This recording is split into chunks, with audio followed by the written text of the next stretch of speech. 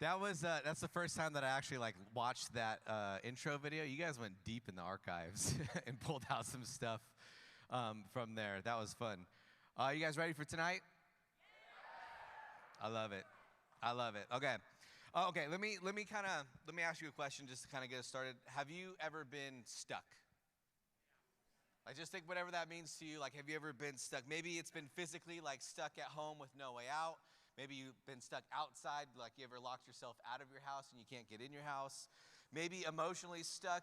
Maybe you're in a situation that you didn't choose to be in. Maybe spiritually you've been stuck in patterns and things where you just keep on going down the spiral. Like, being stuck has a way of making you feel small, helpless, invisible, you know, all the things that kind of come along with that. Like, maybe you've been stuck like on your own. Maybe you've been stuck in that group chat that everyone's arguing and you just want out. You know what I mean? Have you ever been in like one of those? Maybe you've been stuck watching like the spinning loading wheel of the Wi-Fi, like as something's buffering. Like, nothing's worse than having to show somebody a video and you finally go to show them to it and it's buffers, you know, like that's just an awkward thing. Maybe you've been stuck on a road trip with no service and 2% on your battery on your phone, and you're like, what am I going to do to survive? Or maybe for you, you've been in that, you know, guys and girls where you have like, hey, we need to talk kind of situation, and then you get together and you're stuck with no one talking. You know, like there's all these moments. Like there's this time that sticks out to me, that I literally got stuck in the middle of the desert. It was 2008. I was interning at a big church that was starting a brand new summer camp. And everything about this camp, let's just say it wasn't ready. It was just awful from the very beginning. And basically my entire job of this summer camp was basically chaos control is the best way I could describe it. Everything that could have went wrong did go wrong. Like, I carried a walkie-talkie all day, running equipment around, fixing problems, putting out fires, and you know, I've been at this church camp. I've been at a church summer camp every summer, basically, because I grew up in the church. Even though I didn't really become a Christian until senior year, I grew up in the church. Like, that's the crazy part. And I went to summer camp from 4th grade every single summer since 4th grade. And I can honestly say this is the worst summer camp that I have ever been a part of personally. And on the second to last day, I remember in the desert, sometimes there's like these monsoon type things where like it just starts to rain out there, and this whole rainstorm rolled through. And basically all of the outside events had to move inside, which was absolutely awful. So all the trails were slick and they were muddy, and kids were getting hurt and banged up all week, all day long. And so it was just in and out of like hospital runs and nurse run, like all these things were awful. And by the time things got settled around 10 p.m., I realized that I hadn't eaten since breakfast, right? So now I'm hangry and I'm hungry and I'm exhausted and I'm tired. And so I remember that there was a McDonald's about 20 minutes away. I'm like, all right, I'm gonna risk it. Like, I was so hungry that I was gonna risk going out in this massive storm, driving in the middle of the desert to get some chicken nuggets, right? Like, that's what I wanted in that moment. I wanted chicken nuggets, and there's nothing better than a McDonald's Diet Coke. All the adults in the room understand, because they get that. It burns your esophagus just right, right? And so I get in the car and I go, and about 7 miles from camp, I hit this massive pothole where instantly I knew the tire was exploded. Like, I knew it was gone. And so I pulled over and I turned on my hazards and I reached for my phone to call somebody at the camp, and I realized, guess what? No service. Middle of the desert. I have no way to contact anybody. The walkie-talkies are out of range. And so I pop open the trunk, I grab the spare tire, I grab the jack, and then I realized that there was no tire iron of this car. Which, if you don't know much about cars, that's a really big piece of the puzzle to change a tire. And so here I am, stranded. Cars pass, you know, every few minutes, and I'm standing in the middle of this downpour trying to jump and wave and get everybody's attention, and cars just keep going past me. And basically at some point, about 15 minutes, I'm like, okay, I'm stuck. I get back into the car, try to dry off and warm up a little bit. And I just sat there, and kind of for the first time of that day, I was like, I should pray. Right? Like, this seems like a good time to be able to just pray. And so I prayed this prayer of just like a very simple thing of, God, I just need help. Like, I just need help. And almost immediately, these headlights show up in my rear view mirror, And within a minute, I hear a tap on my window, and it's this random older guy. He's 60 years old or so, and he, rolled down my window. I let him know like the whole situation, that my, car broke down. I don't have a tire iron, and so I have no way of changing this tire. And so, this guy is like, hey, you know what? His name is Ray. I met him. I found out his name. And he goes, hey, you know what? I don't live too far away. I actually have a tire iron at my house. Why don't you hop in my car with me and let's go get it? And now here's the thing about this whole situation. I'm stranded in the middle of the desert. It's the middle of the night. It's raining. And basically in that moment, I was so desperate and so hungry, I forgot about every single horror movie I've ever watched in my entire life. Because this is how everybody dies. It's like in the middle, stranded by yourselves, random person comes knocking on your window, says that they're here to help. And so, eventually, I get in the car, and we start driving over to his house, and I'm asking him questions about all these different things about the town. I was like, oh, do you live here? He's like, oh, yeah, I've lived here my whole life except for the last 18 years. Like, oh, it's pretty cool. I told him about the summer camp. And he goes, like, yeah, it's pretty cool. There's a summer camp that's meeting here now, like for the last, there's nothing here 18 years ago. And then when I came back, it's all these towns, and there's like stores and restaurants, And I was like, okay, so you've been here, your whole life? He's like, yeah, everything but the last 18 years. And so we slowed down. We turned on this dirt road going to his house. And we pulled up to his house, and it's literally like a chain link fence and a trailer. That's it. And so right before he gets out of the car, I'm like, okay, so you said that you haven't been here for 18 years. Where have you been the last 18 years that you just came back to? And he goes, to be honest with you, I just finished serving an 18-year prison sentence for manslaughter. I'll be right back. And so, like, in this moment, I'm like, this is where I'm going to die. This is literally a horror movie. Raining, dark, chain link fence, trailer, guy that just got out of prison. I'm going to die here. And so he's in for a moment. I'm freaking out. He gets back into the car. He has his jacket on, and he reaches into his jacket. I'm like, oh, my God, this is it. And he pulls out this like business card for a tire shop. He's like, you know what? I don't have the right size tire iron. I called my friend, though, already. He's going to set you up with a new tire tomorrow, absolutely free. Don't even worry about it. I'm just want to get you back safe. And so in the moment, I'm like, take a deep breath. And we go back to the camp, and everything was fine. Replaced the tire and all those things. We drove back, and I tried to give him money. He refused it, and he got in his truck, and just like the scary angel that he appeared, he drove away in the same fashion. Just like that, boom, boom, boom.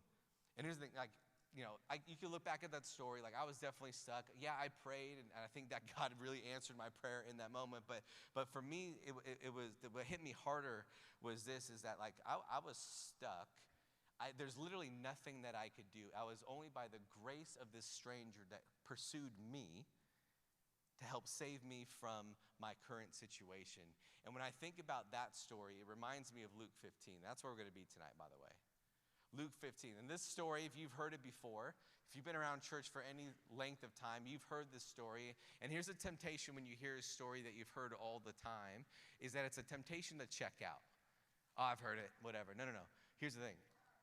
There's so much stuff that we could pull from Scripture. That's the wonderful thing about Scripture, is that even though you heard something, you could learn something new every time that you read it. And because the Bible doesn't tell a story about how humans are slowly making their way back to God, it actually tells a story about how a God refuses to leave people lost.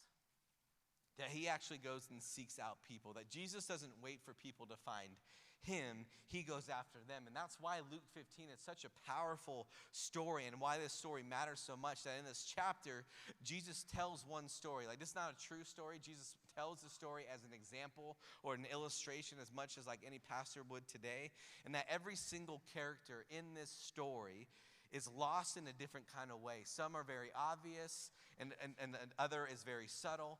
And some look rebellious when they're lost. Some look religious. But all of them are disconnected from the heart of the Father, which really the story is about.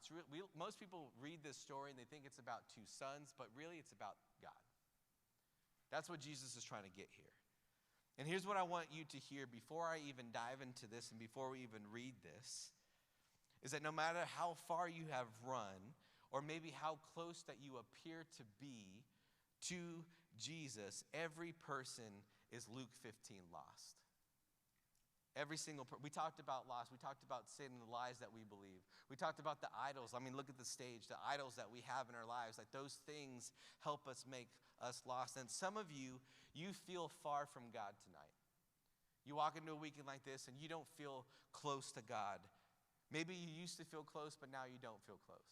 Maybe you feel distant. For some of you, you feel the distance. You know the regret. You feel stuck in your sin and the shame and the patterns that had promised that you would to promise yourself that you would actually begin to quit. And you don't feel worthy of God's attention towards you, let alone the love that he offers you. And other of you, you guys feel actually near to God. You grew up in the church. You know the verses. You know the routine. You know the right things to say. You know the prayers.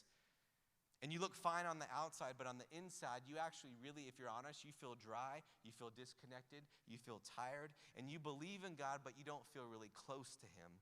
And Jesus tells this story for both of those groups. Luke 15 isn't just about a rebellious younger son, but it's also about a bitter older son.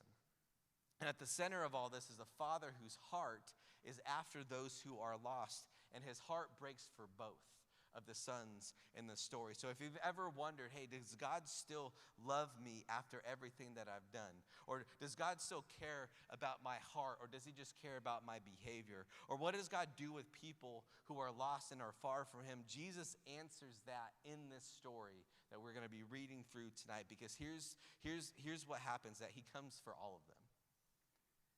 He comes for all of the lost. And as we walk through Luke 15, the question won't just be, which son are you? The deeper question is, will you let yourself be found? That's the question that I want to start off tonight. Will you let yourself be found? And so let's open it up. Luke 15, starting in verse 11, Jesus goes on this triad of amazing stories about, the parable of the lost sheep, the parable of the lost coin, and then he tells this story, let there be light. And then he tells this story about these two sons. And look what it says, starting in verse 11. He says, to illustrate this point further, he's talking about the two other stories. Jesus told them this story.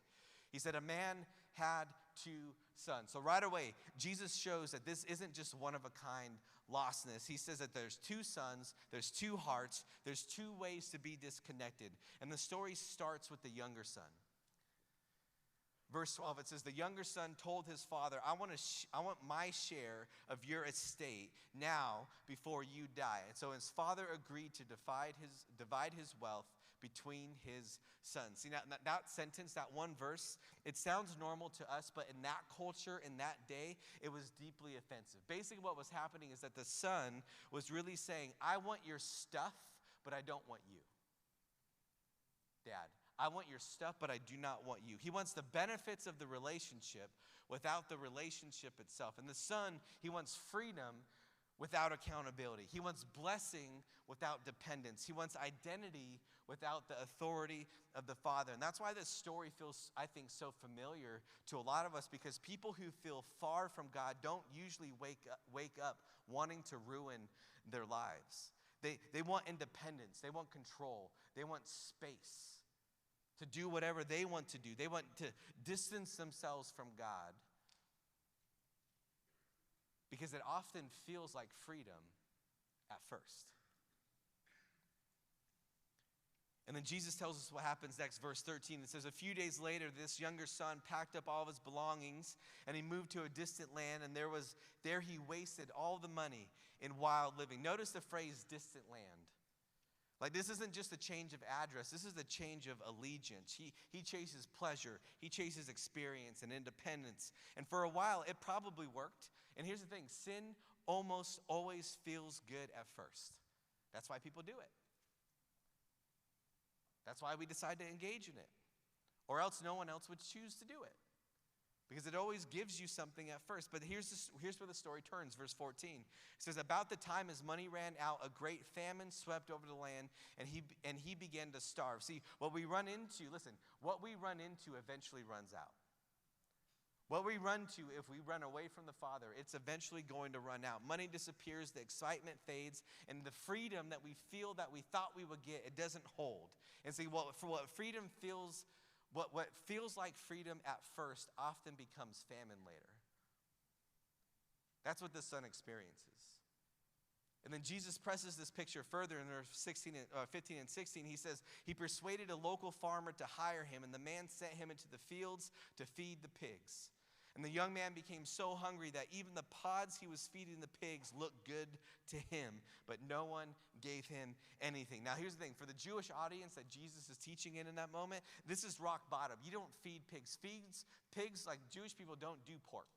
This was like the lowest of the low in this moment for him. The same freedom that he chased leaves him empty and alone. And that's what sin does. It promises fulfillment, but always takes more than what it gives. And that it just starts with, I just want to be happy. I just want to be free. I just want to have control. I want to be able to do whatever I want. And often ends with, how in the world did I get here? How did I get to this place?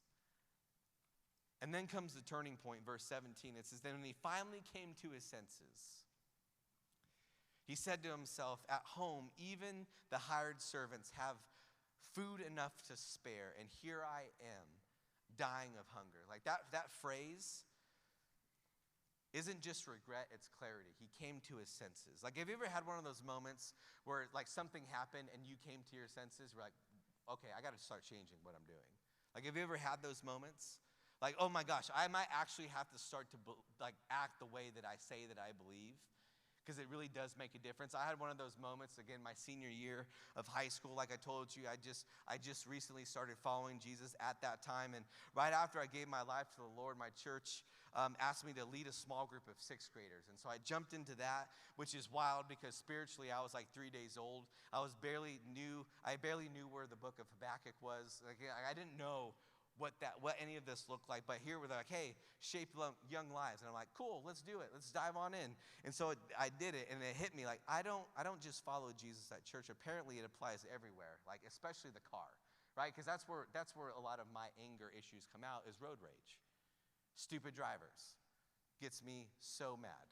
And I remember this one night, I was driving home from a friend's house, and I'm late, like really late. And my parents had already threatened me that if you're late one more time past curfew, we're going to take away your truck and you're not going to be able to drive for a month. And as a senior, that's the worst thing that you could do, right? I wanted my freedom. And so I'm driving home, and it was like one of those nights where I believe that God exists for sure, because all the lights were green. I didn't hit a red light at all.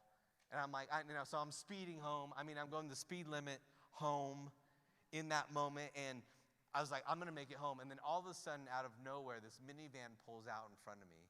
Like dangerously. I had to slam on my brakes. And I had stop the car. And then, again, I felt judged last session, so don't judge me on this one, okay? Like, what do you do when someone cuts you off really bad in traffic? What do you want to do? You want to see their stupid face, right? Like, I want to see who just cut me off. And so I swerve over to the other lane. I pull up next to this lady in a minivan. And I roll down my window, and I start giving her, I start yelling at her, and like, I can't believe blah, blah, blah, blah. And again, I may have given her a gesture that showed my appreciation of what just happened, okay? And I'm not saying that you should do it. I'm just saying that's what happened. And I was a new Christian. I didn't know. Okay, and so I drive home. I make it home on time. This is Saturday night. Sunday morning, I wake up. I go to church, and one of the guys in my small group, 6th grade, comes up to me and says, hey, Justin, I brought my friend and his family to church. He wants to join your small group, but his mom wants to meet you first. You're getting there. Don't jump ahead of me. So I'm like, for sure. We'll love to meet her.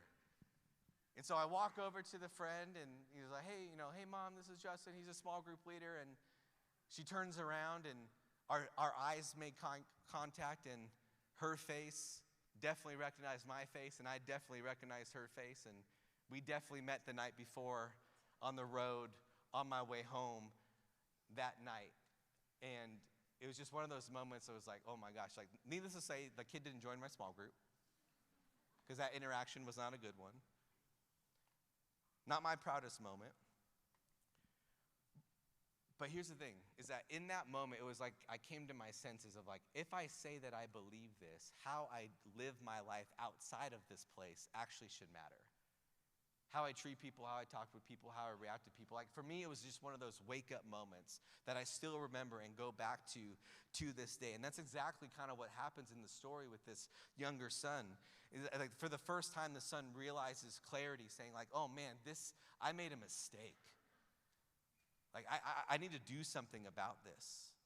And he realizes how good he had it back home. And sometimes clarity doesn't come from hitting rock bottom. Sometimes it just comes from realizing, man, I cannot keep living this way and saying that I believe in something else. And so the son decides to go home.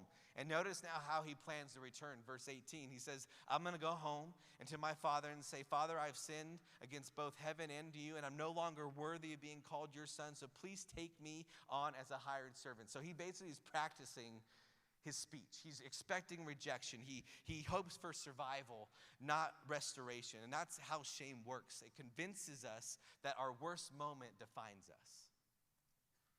And so this is what he's doing. But Jesus is setting us up for something bigger. Verse 20, he says, while he was still a long way off, his father saw him coming, filled with love and compassion, and he ran to his son. So before his son proves anything, before he earns his way back, the father runs to him. Verse 21, he says, and his son said to him, Father, I have sinned against both heaven and you, and am no longer worth. So he starts going through his speech.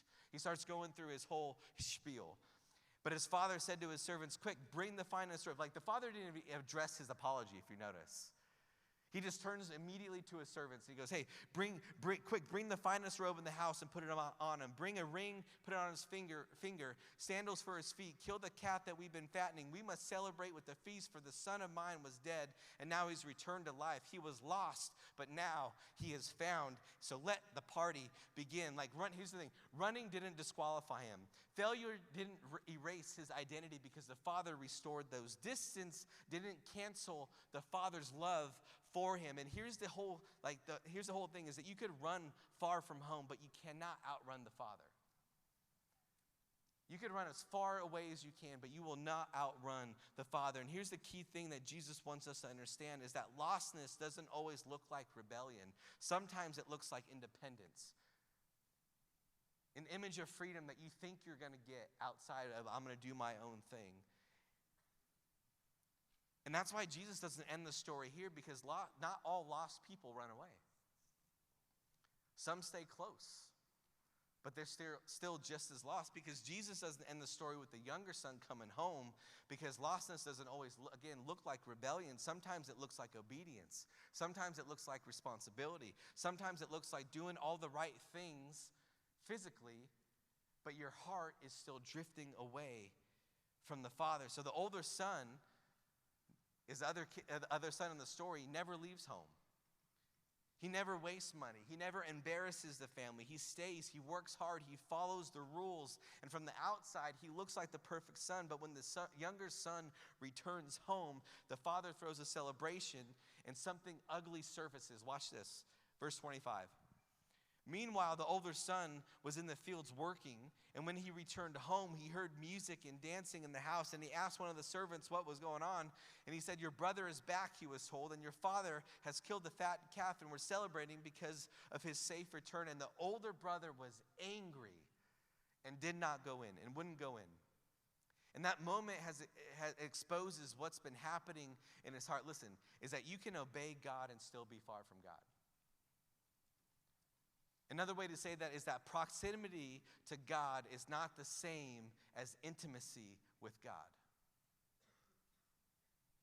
Just because you're close to the house doesn't mean you're close to the Father. Like, why would obedience turn into anger? Like, why would faithfulness feel unfair? Because the older son wasn't serving his father out of love. He was serving his father for leverage. Like, Jesus lets us hear it straight from his mouth. Look what it says, verse 29. He says, but he replied, all these years, listen to this, I have slaved for you and never once refused to do a single thing you told me to do. And in all that time, you never gave me even one young goat for a feast for my friends. Yet when the son of yours, notice he doesn't say my brother, the son of yours comes back after squandering your money on prostitutes, you celebrate by killing the fattened calf. Well, that word slaved says a lot. It says a lot about the brother. He sees himself as an employee. He sees himself that he believes obedience earns love. He thinks that good behavior puts the father in his debt. And that lie is dangerous because often, listen, we often hear like the good church kids. It's often harder for those kids to see their need for God. Why? Because when you follow the rules, it's easy to trust your performance instead of grace. That you don't feel desperate. You don't feel broken. You don't feel like you need saving. That you just really feel like you need recognition. And the older son obeys, and he doesn't enjoy the father. He stays in the house, but he doesn't share the father's heart. That he confuses closeness with relationship. And this is why I think many church students quietly, like where a lot of church kids really quietly live, is that you know the language, you know the routine, you know what to say, you know the Bible verses, you serve, you behave, you avoid the obvious sins, but underneath there's comparison, frustration, and a subtle belief that God maybe owe you something. Like that's invisible pride.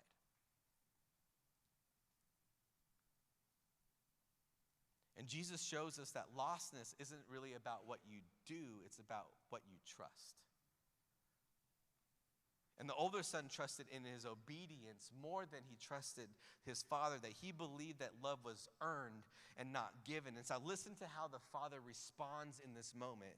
And the father says this, verse 31. He says, "You have always stayed by me, and everything that I have is yours." In other words, you didn't need to earn any of this. You already had it. Everything I had is yours.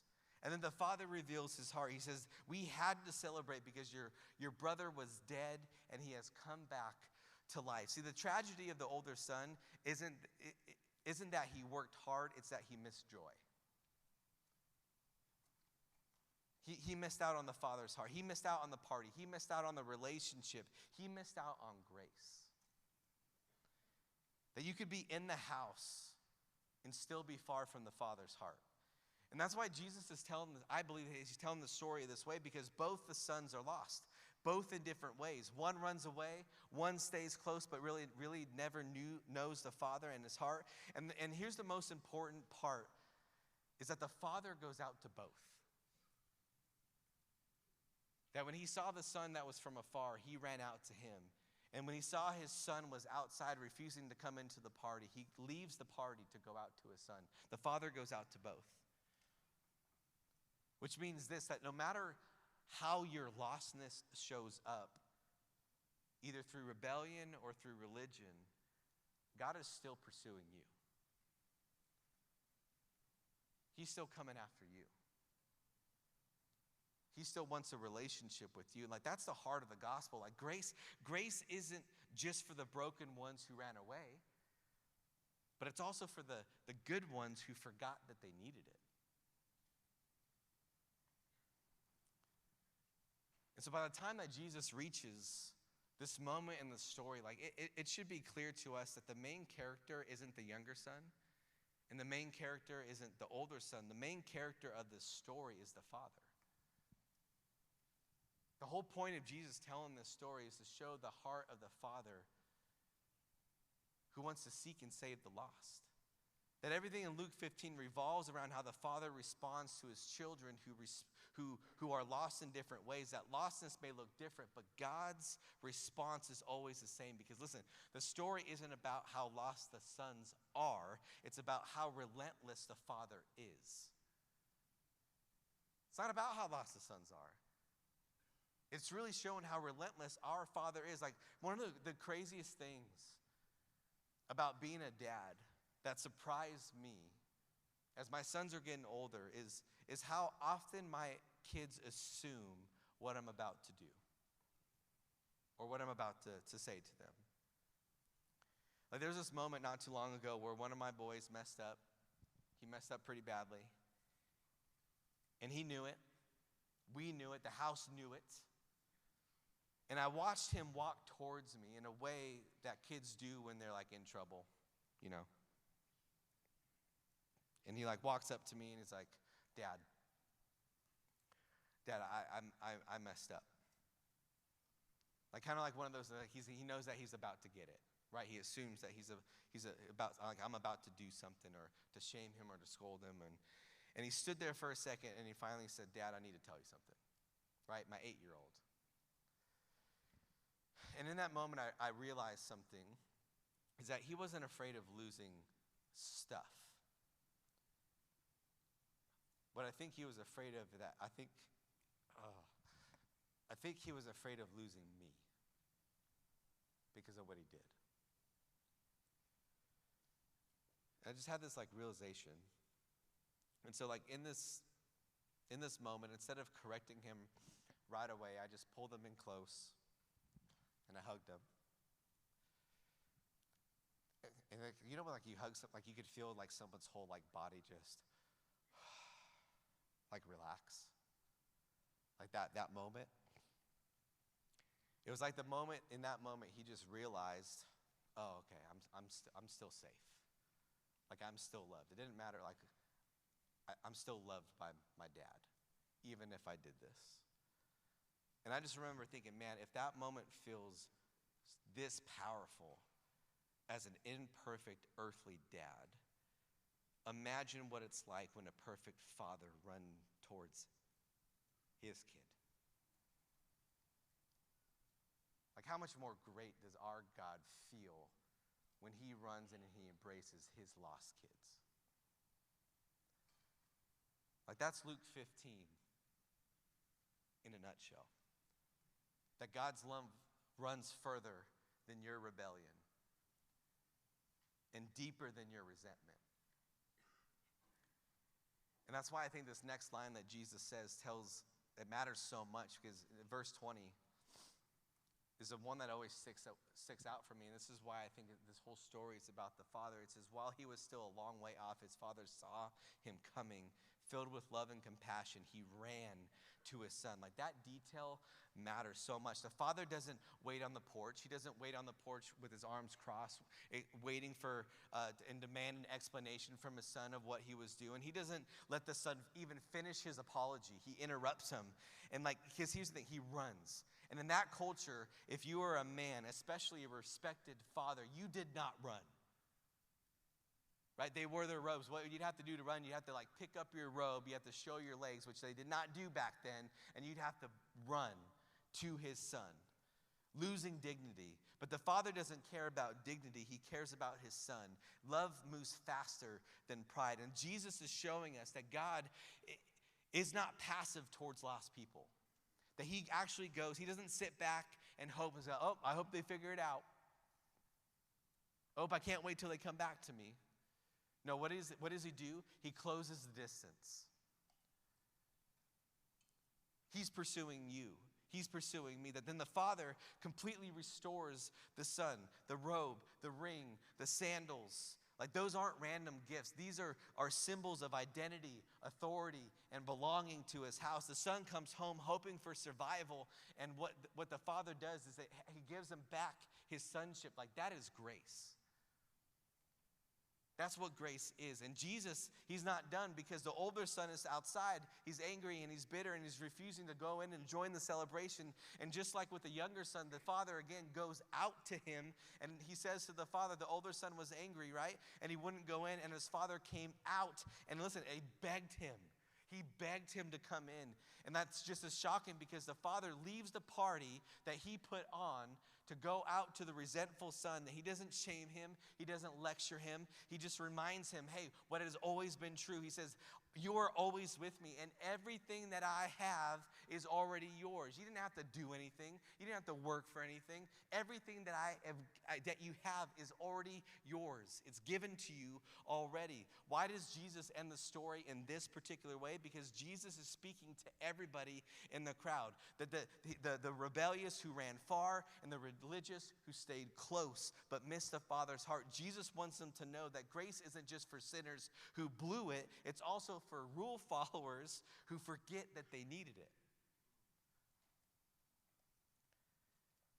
The Father pursues both sons. He runs towards the rebellious. He walks towards the resented. And here's the truth that I hope, and I hope that you hear tonight, that grace isn't just for bad people, it's for lost people. That's why I think Jesus tells this story. Luke opens the chapter by saying that Jesus was criticized earlier for welcoming in sinners, and Jesus responds by saying, yeah, of course I do. That's who God is. Later, he plainly says it in Luke 19, verse 10. He says, the Son of Man came to seek and save those who are lost. Like, that is the gospel. Jesus is the better Father who leaves heaven, perfect heaven, to come run down to earth. He runs towards the shame. He pays the cost. He restores what was once broken. And whether you feel far from God tonight or whether you feel close to God but empty, this story ends in the same way for every single person in this room, that God is for you and he's coming after you and he's pursuing a relationship with you. And that's why this story isn't about the two sons. It's really about every single heart in this room. Because every single one of us needs to be found. And so by the time Jesus finishes this story in Luke 15, one truth is impossible to ignore, is that both sons are lost. One ran far from home, ran far in the other direction, and the other is lost just outside of the front door. Close in proximity, distant in heart, and their behavior looks nothing alike, but their condition of their heart is exactly the same. That distance from the Father doesn't only come from rebellion, it actually also comes from pride. It comes from running away, and it comes from staying close while trusting yourself instead of him. But the story was never meant to be the center on how lost the sons are, but how the Father responds to his sons. That the younger son, again, doesn't have to clean himself up before coming to the Father, and the Father restores him. And the angry son doesn't have to do anything to say that he owns anything, because the Father says, hey, I've already given you everything.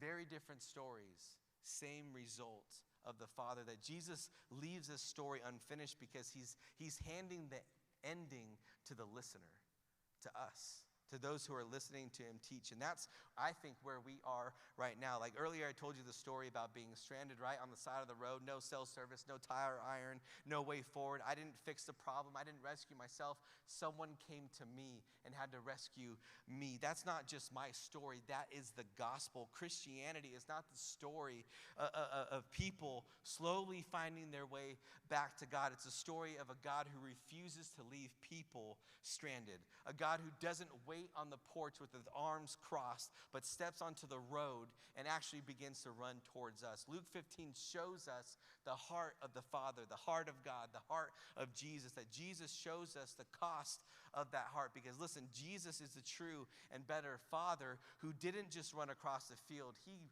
came down from heaven. He stepped into our mess, our sin, our shame. He lived a life that we could not live.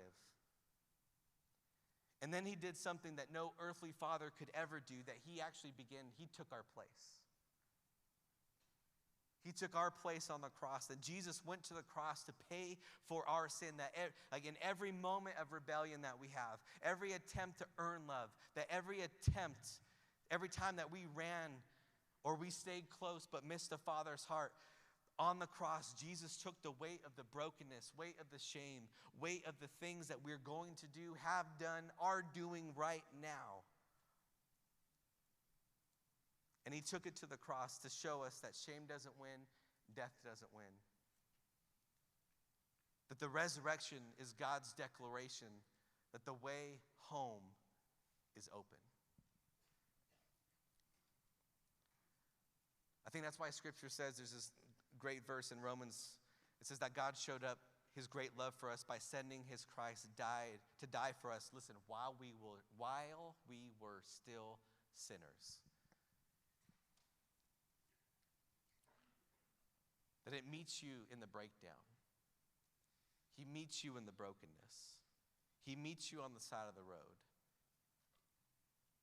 He meets you in the mess, and he says, you know what? You don't have to stay here.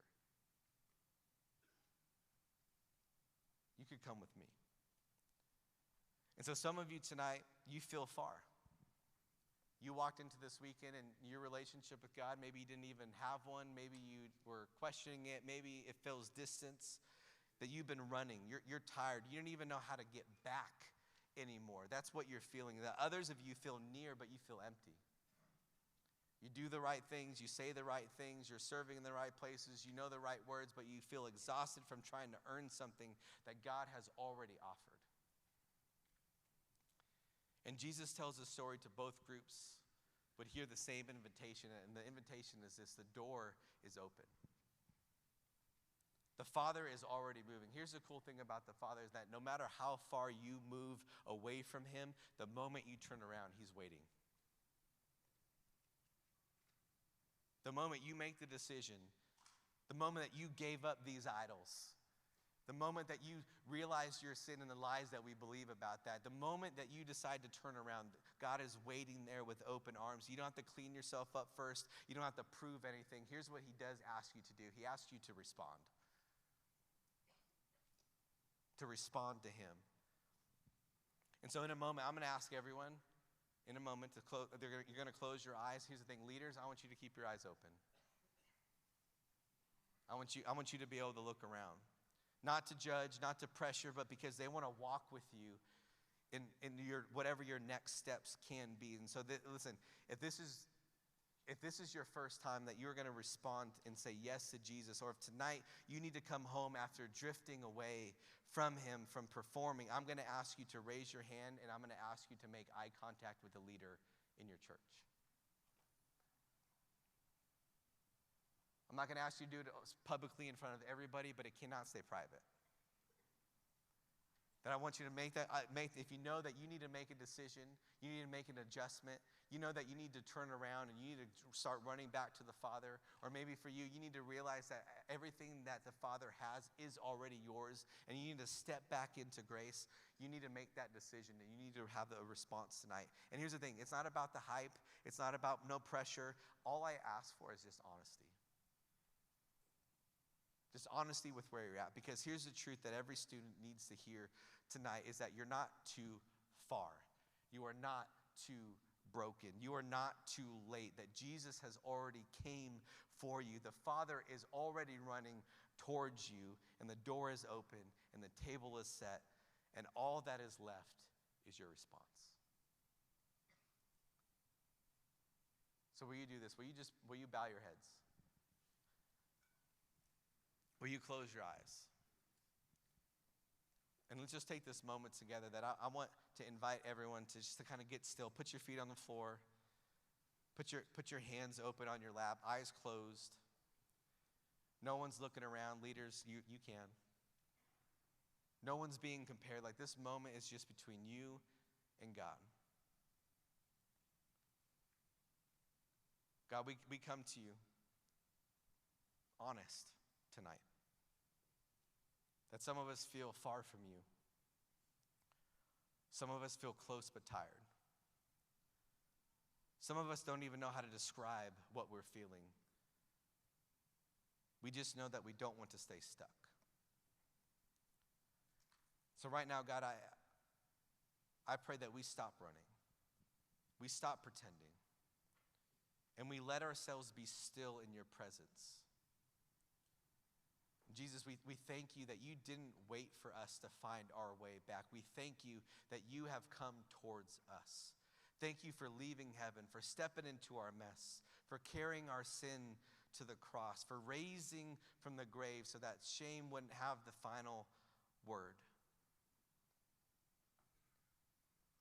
And so right now, if you've never said yes to Jesus, or if you know that you've been drifting or performing or you've been running, I want you just to quietly talk to God in your own words. You could pray something along this in your own heart, of just something like, Jesus, I need you.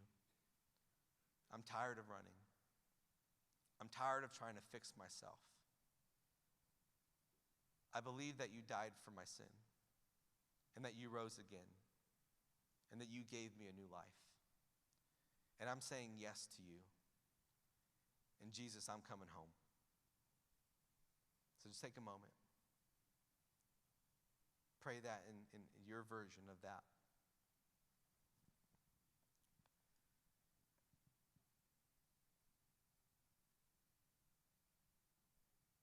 keep your eyes closed.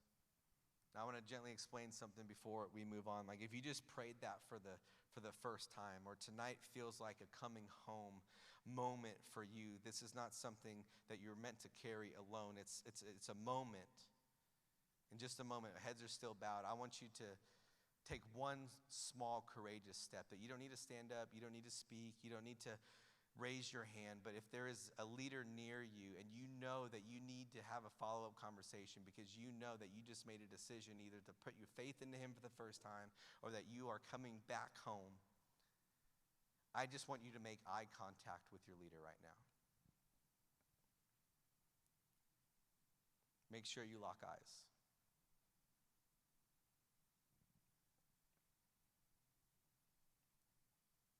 That this is not a performance, it's not a declaration to the room, but it's just a quiet way of saying that I don't want this to stay private. I want help walking forward.